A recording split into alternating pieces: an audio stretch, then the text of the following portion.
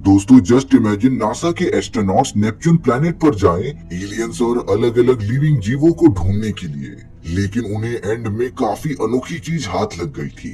कहानी की शुरुआत तब से होती है जब हमारी पृथ्वी इंसानों की रहने लायक नहीं रह गई थी। हम इंसान टेक्नोलॉजी के मामले में काफी आगे बढ़ चुके थे, लेकिन साथ ही साथ प्रदूषण और पॉपुलेशन भी काफी ज्यादा बढ़ गई थी, जिसकी वजह से अर्थ का पूरा वातावरण खराब हो जाता है। इसीलिए नासा और अलग अलग देशों की स्पेस एजेंसीज ये ट्राई करने लगी थी कि वो दूसरे प्लैनेट्स पर जाकर एलियंस को ढूंढ सके, ताकि एलियन टेक्नोलॉजी का यूज करके वो अपने अर्थ को बचा सकते हैं, क्योंकि शायद एलियन की एडवांस टेक्नोलॉजी यूज करने पर वो अपने अर्थ को बचा सकते थे।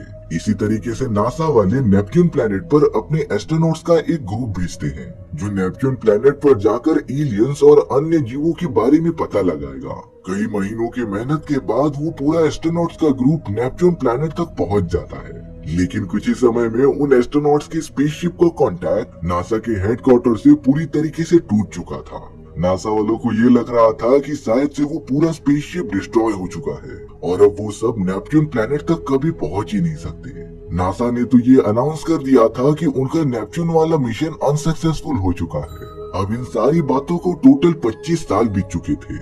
नासा भले ही नेपच्यून प्लैनेट तक नहीं पहुंच पा रहा था, पर उन्हें लगातार नेपच्यून प्लैनेट से कुछ ऐसी खतरनाक वेव्स निकलती हुई दिखाई देती हैं, जो हमारे अर्थ के एनवायरनमेंट को डैमेज पहुंचा रही थी। आखिर इन खतरनाक तरंगों से कैसे बचा जाए, किसी को कुछ भी नहीं आइडिया था। अब हमें अंतरिक्ष में मौजूद नासा के एक बहुत ही बड़ी स्पेस स्टेशन को दिखाया जा रहा था, जहाँ पर एक एस्ट्रोनॉट जिसका नाम रॉय होता है, वो स्पेस स्टेशन की कुछ मरम्मत कर रहा था। तभी अचानक वही सारी खतरनाक तरंगे स्पेस स्टेशन से टकराना स्टार्ट हो जाती हैं, जिससे कि वो स्टेशन धीरे धीरे डिस्ट्रॉय होने लगा था। रॉय तो इन सारी चीजों को अपनी आंखों से देख रहा होता है, पर वो अब कुछ नहीं कर सकता था। देखते ही देखते पूरा स्पेस स्टेशन तबाह हो जाता है और अब झटका लगने की वजह से रॉय लगातार नीचे की तरफ गिरने लगा था।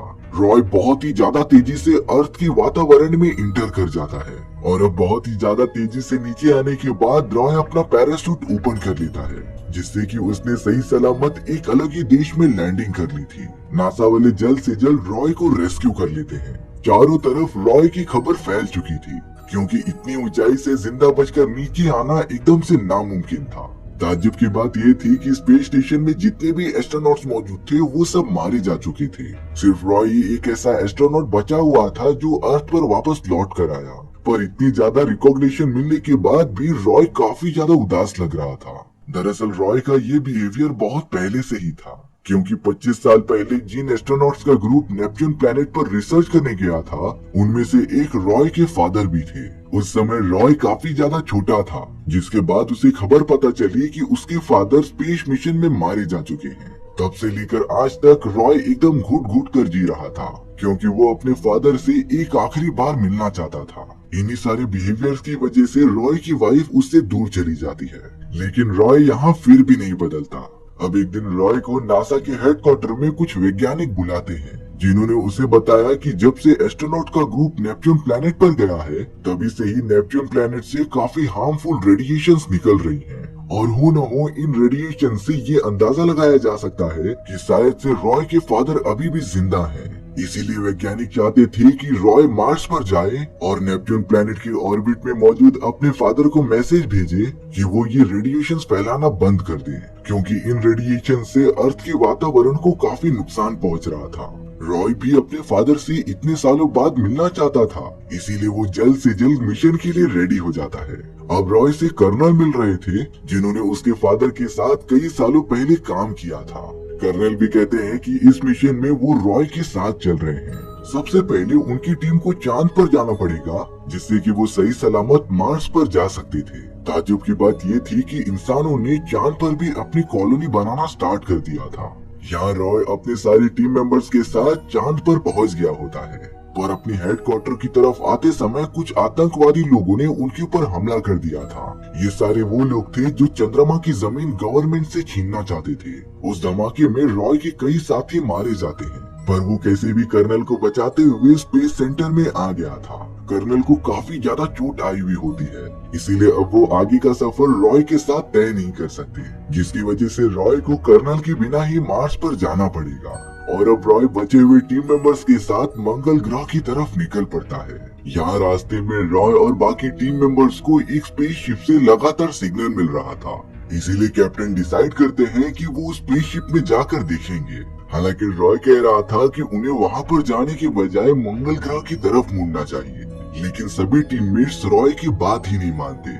उस अनजान स्पेसशिप के अंदर जाने के बाद सभी को ये पता चला कि वहाँ पर कोई है ही नहीं। तभी अचानक वहाँ पर एक बहुत ही खतरनाक चिंपैंजी आ जाता है, जिसने देखते ही देखते कैप्टन और बाकी सभी पर हमला कर दिया था। रॉय जल्द से जल्द बाकी एस्ट्रोनॉट्स को एक दूसरी चेम्बर में लेकर आता है और उस पागल चिंपैंजी को एक कमरे में बंद करके वहाँ का एयरलॉक ओपन कर देता है, जिससे कि चिंपैंजी ऑक्सीजन ना मिलने की वजह से मारा गया था। लेकिन यहाँ पर चिंपैंजी ने कैप्टन को पूरी तरीके से घायल कर दिया था, जिससे कि कैप्टन की मौत हो जाती है। रॉय और उसके बाकी टीममेट्स को तो इस बात से काफी ज्यादा दुख हो रहा था, पर फिर भी वो इन सारी चीजों को छोड़कर मार्स की तरफ आगे बढ़ना स्टार्ट कर देते हैं। अब कई घंटों बाद रॉय और उसकी टीम मंगल ग्रह तक पहुंच चुकी थी। मिशन कमांडर और बाकी सभी लोग रॉय को एक कमरे में बिठाकर उसे एक लेटर पढ़वाकर उसके फादर को भेज रहे थे। इसमें पेपर के अंदर जो भी सारी बातें लिखी थी वो रॉय को वैसे का वैसा ही कहना था। 2 बार ट्राई करने के बाद भी उसके फादर का रिप्लाई वापस नहीं आता, इसीलिए रॉय ने आखिरी बार कोशिश की, पर इस बार वो पेपर पे लिखे हुए वर्ड्स नहीं कहता, बल्कि अपनी इमोशंस को अपने फादर के प्रति जाहिर करता है। रॉय तो अपने फादर से बात करते हुए काफी इमोशनल हो चुका था, लेकिन तभी कमांडर अपने बाकी साथियों के साथ रॉय के पास आ जाती है। ताज्जुब की बात ये थी कि इस बार उन्हें रॉय के फादर जो कि नेपच्यून प्लेनेट पर मौजूद थे, उनके यहाँ से रिप्लाई आ चुका था। पर अब कमांडर चाहती थी कि रॉय वापस से अर्थ पर चले जाए, क्योंकि उसने पेपर में लिखे हुए वर्ड्स ना कह के एक इम्पोर्टेंट रूल को तोड़ा है। इसीलिए अब रॉय को वापस से अर्थ पर भेजने का प्लान स्टार्ट कर दिया गया था। अब रॉय के पास वहाँ की मिशन डायरेक्टर आ जाती है। डायरेक्टर को तो रॉय के फादर के मिशन के बारे में काफी ज्यादा चीजें पता थी। वो रॉय को उसके फादर का एक वीडियो फुटेज दिखाती है, जब उन्हें काफी साल पहले उसके फादर ने यहाँ पर सेंड किया था। रॉय जब उस वीडियो को देख रहा था तब उसके फादर ये कह रहे थे कि हम सब यहाँ नेपच्यून प्लेनेट पर एलियंस और अलग अलग जीवों को ढूंढने आए थे। हालांकि हमें कुछ सफलताएं हाथ भी लगी होती हैं, लेकिन बाकी सारे मेंबर्स इतने सालों की वेट करने की वजह से काफी ज्यादा थक चुके थे और अब वो मेंटली केपेबल नहीं होते इन सारे मिशंस को आगे बढ़ाने के लिए। इसीलिए बाकी टीम मेंबर्स ने डिसाइड किया था कि वो वापस से अर्थ की तरफ लौट जाएंगे। लेकिन रॉय के फादर ऐसा बिल्कुल नहीं चाहते थे। उनका मानना था कि हमें पूरी तरीके से एडवांस एलियंस को एक्सप्लोर करके यहाँ से जाना चाहिए। इसीलिए बहुत ज्यादा रिक्वेस्ट करने के बाद जब सारे टीम मेंबर्स अर्थ की तरफ निकल रहे थे, तभी रॉय के फादर ने उन सभी टीममेट्स का लाइफ सपोर्ट सिस्टम बंद कर दिया होता है, जिससे कि लॉन्च होने से पहले ही उन सभी एस्ट्रोनॉट्स की मौत हो गई थी। डॉक्टर इसीलिए इमोशनल हो जाती है क्योंकि उन सभी एस्ट्रोनॉट्स में से उनके मॉम एंड फादर भी शामिल थे, जिसे कि रॉय के फादर ने जानबूझकर मार डाला। रॉय तो ये सारी बातें जानकर काफी ज्यादा शॉक हो जाता है, क्योंकि उसने बचपन से ही अपने फादर को एक हीरो माना है और वो उनकी इज्जत भी बहुत ज्यादा करता था। लेकिन रॉय ने ऐसा कभी सोचा ही नहीं था कि उसके फादर ऐसी गंदी हरकत करेंगे। डायरेक्टर रॉय को एक और बात बताती है कि जो सारे रेडिएशंस नेपच्यून प्लैनेट से हमारी पृथ्वी पर आ रहे थे, वो और कोई नहीं बल्कि तुम्हारे फादर ही जनरेट कर रहे हैं, और तुम्हें यहाँ पर जानबूझकर ला के उनसे बात कराया गया ताकि मिशन कंट्रोल वाले तुम्हारे फादर की लोकेशन का पता लगा सके। और अब तो उन्हें इस बात का पता चल भी गया था, इसीलिए एक टीम जुपिटर प्लैनेट की तरफ निकलने की तैयारी कर रही थी, जिससे कि वो रॉय के फादर के स्पेसशिप को पूरा डिस्ट्रॉय कर देंगे। तभी रॉय डायरेक्टर से मदद के लिए रिक्वेस्ट कर रहा था ताकि वो अपने फादर से आखिरी बार मिल पाए। इसीलिए अब डायरेक्टर ने रॉय को काफी अच्छे से गाइड करते हुए उस रॉकेट के पास भेज देती है जो नेपच्यून प्लैनेट की तरफ लॉन्च होने वाला था। रॉय जब स्पेसशिप के अंदर जाता है तब बाकी एस्ट्रोनॉट उसे देखकर काफी शॉक हो गए थे। वहाँ के कैप्टन ने तो रॉय के ऊपर गन तान दिया था क्योंकि रॉय की मेंटल कंडीशन खराब थी, और अब रॉय ने अपने आप को बचाने के लिए उस स्पेसशिप का वैक्यूम एकदम से ओपन कर दिया था, जिससे कि गेट ओपन होने की वजह से सारी ऑक्सीजन खत्म हो जाती है। यहाँ देखते ही देखते सभी टीममेट्स मारे जाते हैं क्योंकि उन्होंने अपना सूट पहना नहीं था। रॉय काफी ज्यादा लकी होता है कि वो आखिर तक टिका रहा। हालांकि उसे काफी ज्यादा दुख था कि उसकी वजह से इतने सारे बेगुनाह एस्ट्रोनॉट्स मारे गए, पर फिर भी वो अपने स्पेसशिप में बैठकर नेपच्यून प्लैनेट की तरफ निकल पड़ता है। रास्ते में रॉय लगातार अपने फादर के बारे में सोचता ही जा रहा था। उसके फादर विज्ञान और अंतरिक्ष से इतना ज्यादा प्यार करते थे कि उन्होंने रॉय और उसकी मदर को काफी साल पहले छोड़ दिया था। हालांकि वो रॉय से बहुत ही ज्यादा प्यार करते थे, लेकिन उन्हें अपना प्यार जताना बिल्कुल भी नहीं आता था। अब इतना टाइम बीतने के बाद रॉय की मेंटल कंडीशंस में कुछ चेंजेस आना स्टार्ट हो जाती हैं। काफी समय तक ट्रेवल करने के बाद अब वो दिन आ गया था जब रॉय नेपच्यून प्लेनेट के पास अपने फादर के स्पेसशिप तक पहुंच जाता है। रॉय तो तुरंत ही स्पेसशिप के अंदर चला गया था, जहां पर रॉय देखता है कि बहुत सारे एस्ट्रोनॉट्स की लाश पड़ी हुई है।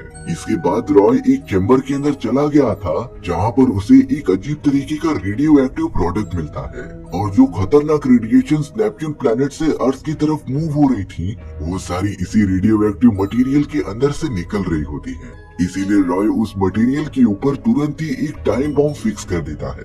तभी कुछ आवाज होने पर ऊपर से कोई चिल्लाता है। वो और कोई नहीं बल्कि रॉय के फादर थे। रॉय तो इतने टाइम बाद अपने फादर को देखकर काफी ज्यादा भावुक हो उठा था। उसके फादर भी ये समझ जाते हैं कि ये उसका बेटा रॉय है, जो काफी बड़ा हो चुका है। रॉय तो अब अपने फादर से क्वेश्चन करने लगा था कि उन्होंने अपनी फैमिली को क्यों छोड़ दिया। तभी बहुत ही ज्यादा फ्रस्ट्रेशन में रॉय के फादर उससे ये कहते थे कि उन्हें तुमसे और तुम्हारी मॉम से जरा भी लगाव नहीं था। वो तो विज्ञान और अंतरिक्ष को अपनी नई दुनिया बनाना चाहते थे, इसीलिए इस जानलेवा मिशन की तरफ निकल पड़े थे। रॉय तो अपने फादर के मुंह से ये सारी बातें सुनकर एकदम आश्चर्यचकित रह जाता है। पर रॉय ये सारी बातें समझ रहा था कि उसके फादर यहाँ पर कई सालों से रह रहे हैं, जिससे कि उनके मेंटल कंडीशंस में चेंजेस होना एकदम ऑब्वियस था। रॉय के पूछने पर उसके फादर ये बता रहे थे कि उन्हें यहाँ पर कोई भी एलियन और अलग प्रजाति मिली ही नहीं, यानी कि इस ब्रह्मांड में हम इंसानों से ज्यादा इंटेलिजेंट कोई है ही नहीं, और आज जो भी अर्थ की कंडीशन है वो हम इंसानों की गलती की वजह से है। इसीलिए ये सारी गलतियां भी हमें ठीक करनी पड़ेंगी। रॉय अपने फादर को बहुत ज्यादा रिक्वेस्ट कर रहा था कि वो वापस उसके साथ अर्थ पर चले, लेकिन उसके फादर इस बात के लिए राजी ही नहीं होते। पर रॉय ने भी हार नहीं मानी थी। उसने तो अपने फादर को इमोशनली ब्लैकमेल कर दिया था, जिससे कि एक टाइम पर रॉय के फादर उसके साथ जाने के लिए रेडी हो जाते हैं। और अब वो दोनों रॉय के फादर के स्पेसशिप में से निकलकर दूसरे स्पेसशिप के अंदर आ जाते हैं। लेकिन जैसे ही गेट बंद होता, रॉय के फादर तुरंत ही वहाँ से निकलकर अंतरिक्ष की ओर चले जाते हैं। अच्छी बात ये थी कि उन दोनों के सूट से एक रस्सी बंधी हुई थी, जिससे कि रॉय अपने फादर को पकड़ लेता है। रॉय का फादर ये कह रहा था कि वो अर्थ पर नहीं जाना चाहता, अंतरिक्ष ही उसकी नई दुनिया है और उसे अपनी पूरी जिंदगी यहीं पर बितानी है। रॉय नहीं चाहता था कि उसके फादर की इस तरीके से मौत हो, पर एंड में वो समझ जाता है कि चाहे कुछ भी हो जाए, रॉय के फादर वापस अर्थ पर जाएंगे ही नहीं। इसीलिए उनके बहुत ज्यादा रिक्वेस्ट करने के बाद रॉय ने अपने फादर का हाथ छोड़ दिया था, जिससे कि रॉय के फादर लगातार अंतरिक्ष की गहराइयों में चले जाते हैं। रॉय तो अपने स्पेसशिप के अंदर वापस लौट आया था, जो अपने फादर को आखिरी बार अंतरिक्ष के अंदर दूर जाते हुए देखता है, क्योंकि उसे पता था कि वो बचने नहीं वाले।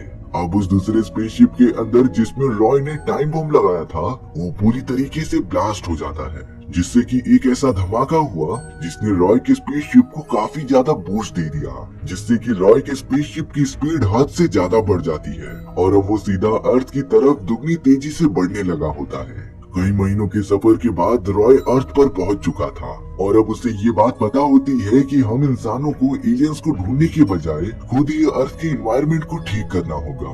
रॉय ने तो ये भी डिसाइड कर लिया था कि वो अपने फादर की तरह सेल्फिश नहीं बनेगा, इसीलिए वो अपनी वाइफ से एक रेस्टोरेंट में मिलने जाता है। रॉय ने तो अपनी वाइफ से माफी मांग ली थी कि वो आज से एकदम नया स्टार्ट कर रहा है और वो पूरी तरीके से बदल भी चुका है। इसके बाद रॉय अपने फैमिली के साथ हैप्पी लाइफ जीने लगा था। हमारी कहानी भी यहीं पर खत्म हो जाती है।